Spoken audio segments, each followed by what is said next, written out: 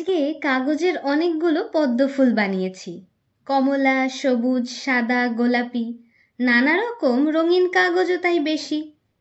পাপড়ির পর পাপড়ি সাজিয়ে বানিয়েছি এই কাগজের পদ্ম ফুল। ঘরও সাজাতে পারো, আবার স্কুলেও দেখাতে পারো, লাগবে ভীষণ বিউটিফুল। একদম সহজভাবে করেছি আজকের এই কাজ। বানাতে একটু সময় লাগলেও খুব সুন্দর এর সাজ।